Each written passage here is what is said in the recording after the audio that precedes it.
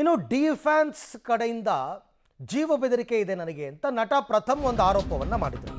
ಡಿಫೆನ್ಸ್ನಿಂದ ಪ್ರಥಮ್ಗೆ ಜೀವ ಬೆದರಿಕೆ ಆರೋಪ ಈಗ ಒಂದೇ ವೇದಿಕೆಯಲ್ಲಿ ಕಾಣಿಸ್ಕೊಂಡಿದ್ದಾರೆ.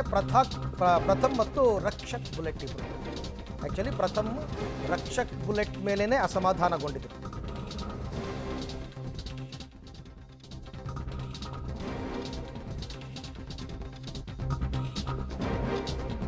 ದಾವಣಗೆರೆ ಕಾರ್ಯಕ್ರಮವೊಂದರಲ್ಲಿ ಇಬ್ಬರು ಮುಖಾಮುಖಿಯಾಗಿದ್ದಾರೆ. ಹೊಡೆಸೋದು ರೌಡಿಸಮ್ ಮಾಡೋದು ನನಗೆ ಗೊತ್ತಿಲ್ಲ, ಗನ್ ತೆಗೆದ್ರು ಡ್ಯಾಗರ್ ತೋರಿಸಿದ್ರು ಅನ್ನೋದೆಲ್ಲ ಸುಳ್ಳು. ದಾವಣಗೆರೆಯಲ್ಲಿ ನಟ ರಕ್ಷಕ್ ಬುಲೆಟ್ ಹೇಳಿಕೆ ಕೊಟ್ಟಿದ್ದಾರೆ. ನಮ್ಮಿಬ್ಬರ ಮಧ್ಯೆ ಯಾವುದೇ ವೈಯಕ್ತಿಕ ದ್ವೇಷ ಇಲ್ಲ ಅಂತ ಪ್ರಥಮ್ ಕೂಡ ಹೇಳಿದ್ದಾರೆ. ಬಟ್ ಇಬ್ಬರು ಜೊತೆನಲ್ಲಿದ್ದಾಗ ಹಂಗಂತಾರೆ, ಬೇರೆ ಬೇರೆ ಇದ್ದಾಗ ಪ್ರಥಮ್ ರಕ್ಷಕ್ ಮೇಲೆ ಆರೋಪ ಮಾಡ್ತಾರೆ. ಯಾವುದೋ ಒಂದು ದೇವಸ್ಥಾನಕ್ಕೆ ಹೋಗಿದ್ದಾಗ ಪ್ರಥಮ್ಗೆ ಜೀವ ಬೆದರಿಕೆ ಹಾಕಿದ್ರು, ಅದಕ್ಕೆ ರಕ್ಷಕ್ ಬುಲೆಟ್ಟೇ ಕಾರಣ ಅಂತ ಪ್ರಥಮ್ ಆರೋಪ.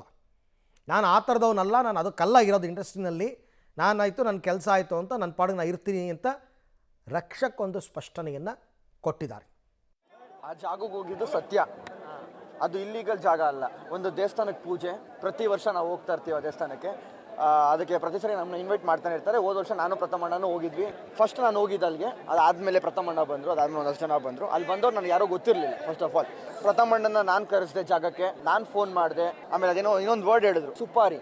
ಅದು ನನ್ನ ಲೈಫಲ್ಲೇ ದೊಡ್ಡ ವರ್ಡ್. ಅದು ನಾನು ತುಂಬ ಚಿಕ್ಕ ಹುಡುಗ, ನಾನು ಇನ್ನೊಬ್ರಿಗೆ ಸುಪಾರಿ ಕೊಟ್ಟು ಒಡ್ಸೋದು ಮತ್ತೊಂದು ಅದು ನನಗೆ ಬೇಡದಿರೋದು. ಬೇರೆ ಕೆಟ್ಟ ಕೆಲಸ ಮಾಡೋಕ್ಕೆ, ರೌಡಿಸಮ್ ಮಾಡೋಕ್ಕೆ, ಯಾರೋ ಇನ್ನೊಬ್ರನ್ನ ಓಡಿಸೋಕ್ಕೆ ಬಂದಿಲ್ಲ ನಾವಿಲ್ಲಿ. ಅಣ್ಣ ಆ ಜಾಗದಲ್ಲಿ ಇದ್ದಿದ್ದು ಸತ್ಯ, ಕೂತ್ಕೊಂಡಿದ್ದು ಸತ್ಯ, ಮಾತಾಡಿದ್ದು ಸತ್ಯ.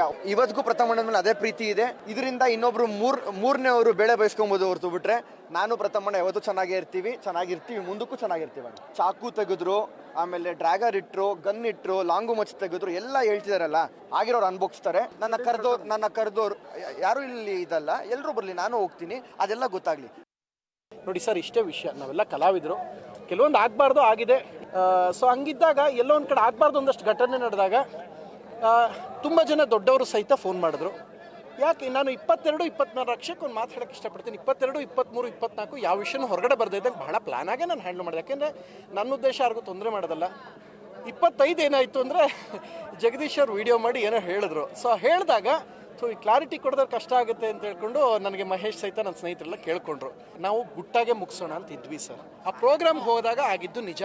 ರಾಜ್ಯ ಸರ್ಕಾರದ ಅತಿ ದೊಡ್ಡ ಹುದ್ದೆಲಿದ್ದವ್ರು ಕೂಡ ಇಂಥ ಗೂಂಡಾಗಿರಿ ನಡಿಬಾರ್ದು ಅಂತ ಫೋನ್ ಮಾಡಿ ಕೂಡ ಹೇಳಿದ್ರು.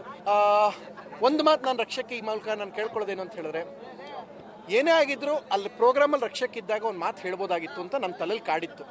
ನಾವು ಕ್ಲಿಯರ್ ಮಾಡ್ಕೊಳ್ತೀವಿ, ಈಗ ಏನು ಸಮಸ್ಯೆ ಏನಾಗಿಲ್ಲ. ಯಾವತ್ತಿಗೂ ರಕ್ಷಕ್ ನನ್ನ ಅತ್ಯಂತ ಆಪ್ತ ಸ್ನೇಹಿತ, ತಮ್ಮನೇ. ಬಟ್ ಒಂದು ನನಗೆ ಅದೊಂದು ನೋವಿತ್ತು, ಅಲ್ಲಿ ಜೊತೆಲಿ ಇದ್ದಾಗ ಒಂದು ಮಾತು ಹೇಳ್ಬೋದಾಗಿತ್ತ ಅನ್ನೋದು ಒಂದು ನನ್ನ ತಲೆಯಲ್ಲಿ ಕಾಡಿದ್ದು ನಿಜ.